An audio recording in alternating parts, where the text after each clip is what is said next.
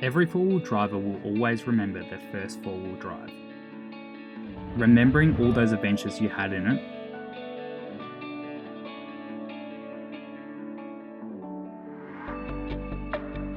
as well as the headaches and late nights trying to fix it. This is my 4-litre Hilux. That's it!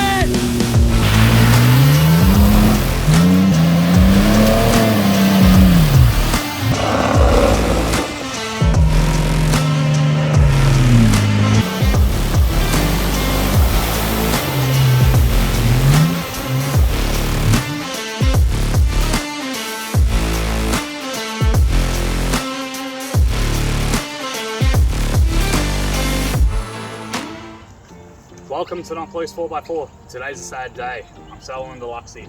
So in today's episode, I'm going to give you a full and honest review about the 1GR engine, the V6 Hilux. So I'm going to talk about some of the mods, some of the pros and some of the cons with the V6 as well as just a personal memory bank towards the end. So let's get into it. As you can see that the car is a little bit different. Because I'm selling her, I've ripped off all the goodies, well most of the goodies actually. So let's talk about the reason why I'm selling the old girl. So if you remember our very first video in Toolangi, not much help track. Me, myself and Oshwan, we went down and had a blast, but that blast came to an absolute expense. We entered a bog hole, and I'll insert the video here. Yep, don't back up, just get past the sleep. Keep going, keep going. Keep going, keep going. Reverse. Forward if you can, yep, forward. Good, just get the front up. Yep, nice. When I got the damage bill for my Lux, I almost had a heart attack. Bog holes are fun and makes for a sick photo, but can be extremely expensive if it goes wrong. Even after the hefty bill and countless of hours of me pulling the Lux apart, my transmission was slipping violently. So ever since I went down to Toolangi, not much help track, I have had auto transmission issues where I did get water inside it. So I went down to Wholesale Automatics, essentially Rocket Rod's little team, and I got them to install a auto transmission gauge. So this gauge, I'll show you around here, literally shows me the temperature of the auto transmission. When we went up to the high country, I never filmed, well, we never showed it because I was a bit embarrassed, but I'm going to show you now. Every time that we were going up steep hills, we actually had to pull over every 20-30 minutes just to let my transmission cool down. That my transmission is actually overheating, so better play it safe. I'm just letting my car cool down a little bit. I've got myself a transmission temperature gauge. That's one mod that I'll get into later, but that's one mod I highly recommend any auto four-wheel drives to get. But without that gauge, I would have 100% blown it because you can't actually see the temperature of your transmission and all that. So having that gauge essentially saved my transmission from blowing up in the high country. After our trip, I got some quotes to rebuild the transmission, and I couldn't justify spending almost $7,000 to fix it, taking in fact that I've already paid $4K in other damages. Bog holes are nice and fun and all that, and that makes the car dirty, but man, they're expensive if you stuff up, and I stuffed up big time. Wait, let's hear that one more time.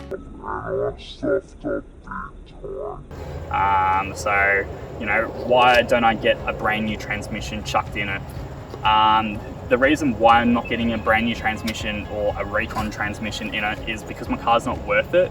You've got to put a price on your car, and I love my car, but to resale it later on, that's like half the, you know, I paid $17,500 when I was 20, and to outlay that sort of money, I just can't justify it.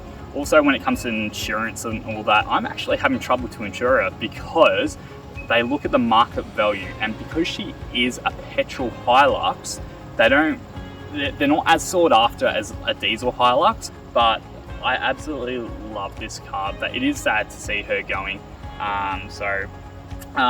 You know, we've been on good trips together, but that is the reason why I'm selling the Luxy, because the transmission's gone, or going, about to go. All the electronics are giving me grief, and I've got gremlins everywhere, and it's getting to a point where I'm ripping out my hair, and I like my hair. So I picked up my Hilux when I was 20, and people ask me all the time, why did I get a petrol over a diesel Hilux? And the main reason was, when I was 20, I was looking for a Hilux and I really wanted a four-wheel drive, and I knew, you know, Toyota, Hilux, you know, they're unbreakable, they're invincible, they're good cars until you flood them, essentially, don't flood them. But the reason why is, when I was looking and I was 20, all the diesel Hiluxes are up to, you know, 250, 300,000 Ks. And that's when the turbos, injectors, and you're spending big bucks and all that. So then I stumbled across this car, and I did actually want a petrol over a diesel from initial, because I was able to pick up a petrol Hilux with lower Ks and also the same mods as a diesel and all that, because essentially it's the same skin, it's the same car, it's just a different engine, you know. But I was able to pick up this car for 140,000 Ks. Was literally brand new. I'm the second owner from this, for $17,500, and that's when I was 20. So that's about 6 years ago. It came with the bull bar, it came with a 130 litre long range tank, it came with a 2-inch lift, Ironman suspension lift. What else did it come with? It came with these XXX lights. They're pieces of shit, so don't get them.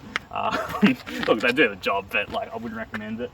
And they came with 31 BFG Goodrich tyres on the stock rims. The V6 Hilux has 175 kilowatts at the wheel. On the road you can really open her up, as she is incredibly fast for a four-wheel drive. This four-wheel drive is perfect for someone who likes speed as well as having the option to four-wheel drive. With 376 Newton meters, I found when she was fully loaded up, you can really feel the weight going up hills. I personally wouldn't like to tow a massive 18-foot caravan with her, but she would get the job done. With all the mods I added on her, I averaged around 16 litres per 100 on the daily, and around 20 to 22 fully geared up and out four-wheel drive. She is a thirsty car, but you pay for the reliability of the V6 engine as a trade-off. Alright, so I'm going to show you a little trick on how to actually change the kilometers per litre on an N70 Hilux. Okay, so just say you want to change it to litres per 100. So when I first got the car, this is what it came with, until I found out this little trick. What you need to do is come to this little computer here and press the info button and hold it down until the kilometers a litre start flashing. Then press the little reset button below it, and it will change it to litres per 100. Next time you're in the market for an N70 Hilux, don't shrug off the 4-litre petrols, as they are underrated and have so much potential. For me, I'm going to say goodbye to this old girl for now, and remember all the fun times we shared.